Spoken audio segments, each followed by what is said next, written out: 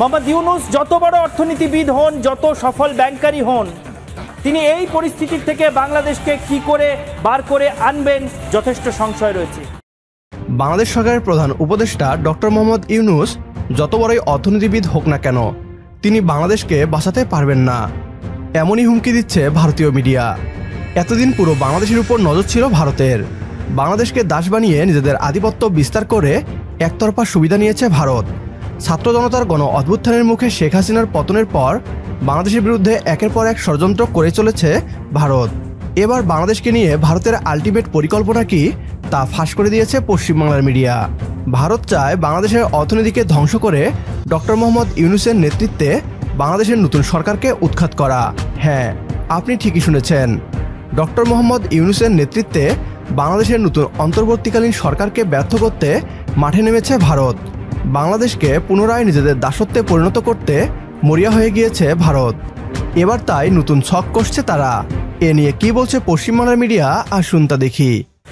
বাংলাদেশ থেকে আজ এমন খবর উঠে আসছে যে খবর বুঝিয়ে দিচ্ছে যে বাংলাদেশের অন্তর্বর্তী সরকারের প্রধান উপদেষ্টা মোহাম্মদ ইউনূস তিনি ঘূর্ণিপাকে জড়িয়ে যাচ্ছেন আস্তে আস্তে।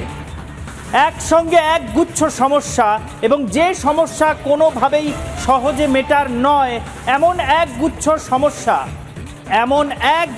সমস্যা তাকে ঘিরে ধরছে, এবং সেগুলো এক একটা কঠিন চ্যালেঞ্জের রূপ নিয়ে উঠে আসছে। যে কঠিন চ্যালেঞ্জের মোকাবিলা মোহাম্মদ ইউনূস কিভাবে করবেন সেটাই এই মুহূর্তে সবচেয়ে বড় প্রশ্ন। তার কারণ সবচেয়ে বড় ধাক্কাটা মোহাম্মদ ইউনূসের মতন একজন অর্থনীতিবিদ খাচ্ছেন কোথায়?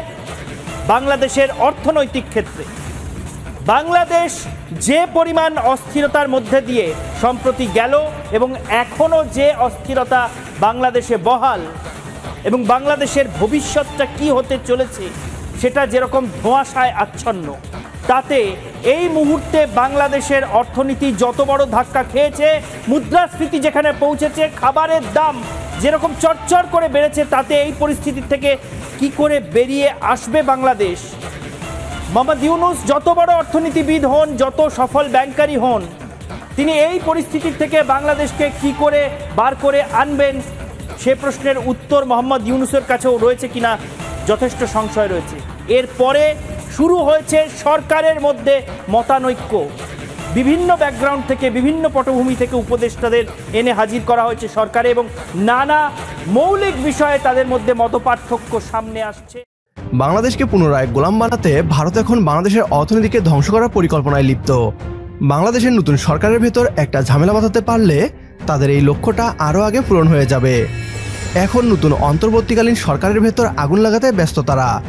ভারত ভালো করেই বুঝে গিয়েছে ডক্টর মোহাম্মদ ইউনূসের নেতৃত্বে নতুন এই সরকার বেশি দিন টিকে গেলে পরবর্তীতে কখনো বাংলাদেশকে গোলাম বানাতে পারবে না তারা। কারণ ততদিনে তিনি বাংলাদেশকে একটা প্রকৃত গণতান্ত্রিক সিস্টেমে নিয়ে চলে আসবেন। গণতন্ত্র প্রতিষ্ঠা হলে ভারতের দালালরা কখনো নির্বাচনে জিততে পারবে না। আর তাই এর আগে ডক্টর মোহাম্মদ ইউনূস সহ তার পুরো টিমকে বাংলাদেশের রাষ্ট্র ক্ষমতা থেকে হটাতে বদ্ধপরিকর ভারত। ডক্টর মোহাম্মদ ইউনূসের নেতৃত্বে বাংলাদেশের নতুন এই সরকার ভারতের কাছে এখন গলার কাটা। ভারতের প্রতিটি অন্যায় অবিচারের হিসাব চাইবে এই সরকার। অতীতে যত গোলামি চুক্তি হয়েছে এখন এক এক করে তা বাতিল হবে। তাই পথের কাটা সরাতে মাঠে নেমে গিয়েছে ভারত। ভারতের এই ষড়যন্ত্রকে ব্যর্থ করতে মাঠে আছে ছাত্র জনতা। নোবেলজয়ী ডক্টর মোহাম্মদ ইউনূস শুধু একটি নাম নয়, তিনি তরুণ ছাত্র সমাজের নিকট অনেক জনপ্রিয় একজন ব্যক্তি। আমার সাথে যদি আপনিও একমত হন তাহলে কমেন্ট বক্সে ইয়েস লিখে জানিয়ে দিন আমাদের। সেই সাথে ভিডিও শেয়ার করে দেখার সুযোগ করে দিন আপনার বন্ধুদের। আপনার একটি শেয়ারে হয়তো অনেকেই জানবে ভারতীয় মিডিয়ার মিথ্যা অপপ্রচার আর আমাদের যথাযথ জবাব সম্পর্কে। পরবর্তী ভিডিও দেখার আমন্ত্রণ জানিয়ে বিদায় নিচ্ছি আজ। আল্লাহ হাফেজ।